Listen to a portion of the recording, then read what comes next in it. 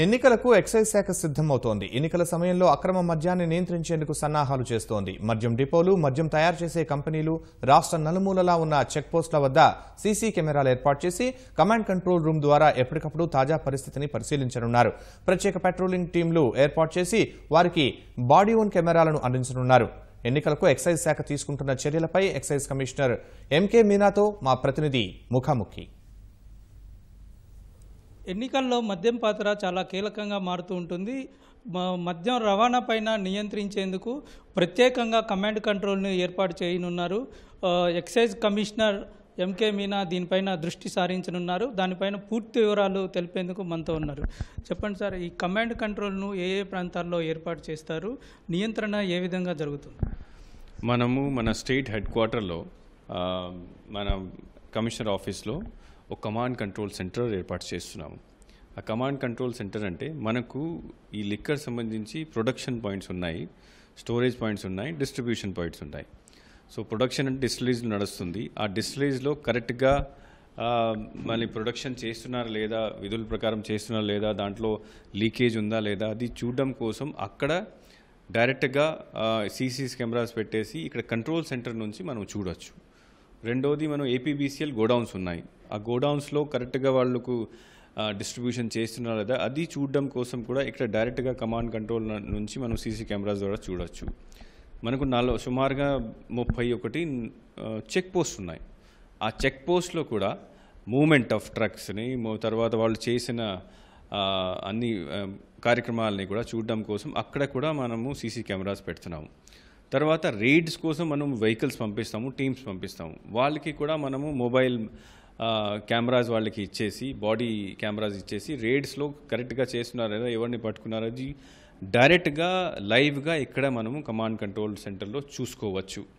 So దీనికోసం ఒక centre ఇక్కడ. దీంతోపాటు ఇంకొకటి, మనకు కంప్లైంట్స్ వస్తూ ఉంటాయి. ఆ కంప్లైంట్స్ వచ్చినప్పుడు దీనికి కంప్లైంట్ని సరైన ఫార్మాట్లో తయారు చేసేసి కరెక్ట్ ఆఫీసర్కి పంపించాలి. తర్వాత ఒక సరైన టైంలో ఆ రిపోర్ట్ తీసుకుని దీనిపైన యాక్షన్ కూడా తీసుకోవాలి. సో ఇక్కడ నుంచి కమాండ్ కంట్రోల్ సెంటర్ నుంచి డైరెక్ట్గా ప్రొడక్షన్, డిస్ట్రిబ్యూషన్, తర్వాత చెకింగ్ పాయింట్స్ని డైరెక్ట్గా ఇక్కడ నుంచి చూసుకోవచ్చు. దీంతోపాటు కంప్లైంట్స్ని కూడా డైరెక్ట్గా ఇక్కడ నుంచి మానిటర్ చేసుకోవడానికి వీలుగా ఇది కంట్రోల్ సెంటర్ పెడుతున్నాం. ఎన్నికల్లో కానీ తర్వాత ఇప్పుడు ప్రస్తుతం కానీ ఎక్కువ శాతం ఐడి లిక్కరు, దాంతోపాటు బెల్ట్ షాపులు, నాన్ డ్యూటీ లిక్కరు, ఇటువంటి అన్ని రాష్ట్రంలోకి ప్రవేశించడం జరుగుతుంటుంది. దీనిపైన మీరు ఎటువంటి నియంత్రణ చేపట్టబోతున్నారు? ఇప్పటి వరకు ఎన్ని కేసులు నమోదయ్యండి? ఇప్పుడు మనకు నాన్ డ్యూటీ పెయిడ్ లిక్కర్, తర్వాత ఐడి లిక్కర్, మరి బెల్ట్ షాప్, దీనిపైన మనం కంటిన్యూస్గా యాక్షన్ తీసుకుంటున్నాము. ఐడి లిక్కర్ అంటే నాటుసారా ప్రాబ్లం సుమారుగా 8 జిల్లాల్లో అయితే ఇప్పుడు లేదు, 5 జిల్లాల్లో ఉంది. దాంట్లో ఈస్ట్ గోదావరి, కర్నూలు, అనంతపురం, చిత్తూరు లాంటి జిల్లాలు ఉన్నాయి.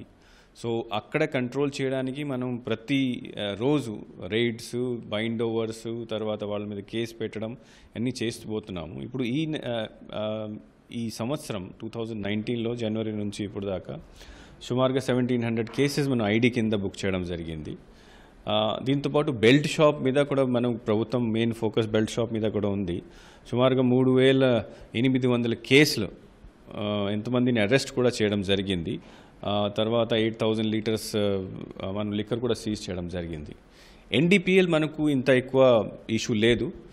కొన్ని 126 కేసెస్ మనం ఈ సంవత్సరం బుక్ చేయడం జరిగింది, ఒక 800 లీటర్స్. సో మెయిన్ ఇష్యూ మనకు బెల్ట్ షాప్, తర్వాత ఐడి వస్తుంది. దీనిపైన ఇప్పటి నుంచే మనము రైడ్స్, బైండ్ ఓవర్స్, తర్వాత యాక్షన్ తీసుకోవడం, కేసెస్ బుక్ చేయడం స్టార్ట్ చేసాం. అక్రమంగా మద్యం విక్రయించడంతో పాటు ఇల్లీగల్గా తెచ్చిపెట్టుకోవటం ఇలాంటివి చేస్తున్నారు. వీటి మీద బైండ్ ఓవర్స్ గతంలో ఎన్ని జరిగినాయి, ఇప్పుడు మీరు ముందస్తుగానే బైండ్ ఓవర్ కేసులు పెట్టడం ఏమన్నా చేస్తున్నారు? ఇప్పుడు మనము బెల్ట్ షాప్ కింద సుమారుగా ఒక 5000 మందిని ఐడెంటిఫై చేయడం జరిగింది. అంటే కంటిన్యూస్గా ఈ పని చేస్తూ ఉంటారు. 5000 మందిలో సుమారుగా 3000 మందిని ఆల్రెడీ మనం బైండ్ ఓవర్ కేసెస్ కింద బుక్ చేశాము. ఎలక్షన్ స్టార్ట్ అయిన ముందు ఈ అందరినీ బైండ్ ఓవర్ కేసెస్ కింద బుక్ చేసేసి వాళ్ళకి ష్యూరిటీస్ అన్నీ పెడతాము. దీంతోపాటు కొత్త కేసు బుక్ చేయడం, ఇవి అన్నీ కూడా మనం కంటిన్యూస్గా చేస్తూ వెళ్తున్నాము. అంటే మన మెయిన్ ఇష్యూ అంటే ఎలక్షన్ టైంలో తర్వాత కూడా మనము ఈ మనుషుల్ని, సస్పెక్టెడ్ పర్సన్స్ని ఐడెంటిఫై చేసి వాళ్ళని ముందుగా బైండ్ ఓవర్ చేసేసి భవిష్యత్తులో వాళ్ళ కేసు వాళ్ళు మళ్ళీ దీని క్రైమ్లో ఇన్వాల్వ్ అయితే వాళ్ళ మీద పీడీ యాక్ట్ పెట్టడం ఇవన్నీ కూడా భవిష్యత్తులో ప్లాన్ చేస్తున్నాం. కొంతమంది ఎక్సైజ్ సిబ్బంది పైన కూడా చర్యలు తీసుకున్నట్టు తెలుస్తుంది. దానికి కారణాలు ఏంటి? అంటే మనము క్రైమ్ కంట్రోల్ ఒకటి, తర్వాత ఈ షాప్స్ వాళ్ళు చేసిన వయలేషన్ కంట్రోల్ చేయడం కూడా దీనికి ఒక భాగం.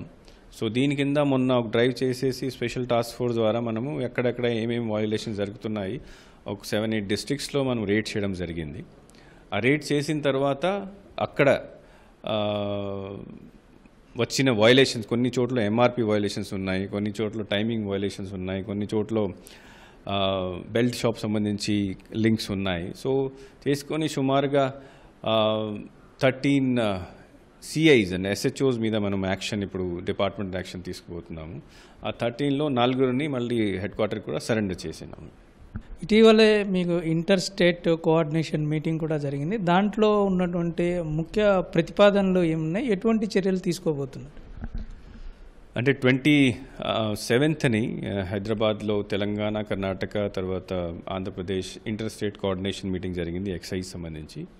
సో దాంట్లో మనకు ఒక 3 ఉద్దేశాలు ఏర్పాటు చేయడం జరిగింది. వచ్చే ఎన్నికల్లో క్రాస్ బార్డర్ లిక్కర్ మూవ్మెంట్కి అవకాశం ఉంటుంది కాబట్టి ఆ బార్డర్ ఏరియాస్లో షాప్స్ ఏమున్నాయి, అక్కడ సస్పెక్టెడ్ పర్సన్స్ ఎవరు ఉన్నారు, ఇంటెలిజెన్స్ ఇన్పుట్స్ ఏమున్నాయి, అక్కడ సెన్సిటివ్ విలేజెస్ ఏమున్నాయి, తర్వాత ఎక్కడ ప్రొడక్షన్, ఐడి ప్రొడక్షన్ ఎక్కడ ఉంది, ఆ ఇన్ఫర్మేషన్ ఒకటి షేర్ చేసాం వాళ్ళతో. రెండవది జాయింట్ రేడ్స్కి ప్లాన్ చేసాం.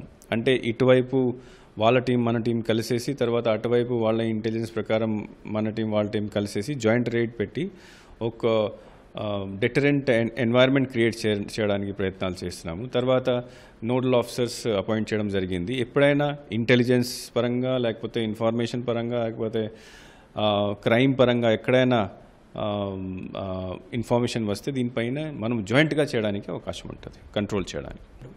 కెమెరామెన్ నాగేందర్తో జయప్రకాష్, ఈటీవీ న్యూస్, విజయవాడ.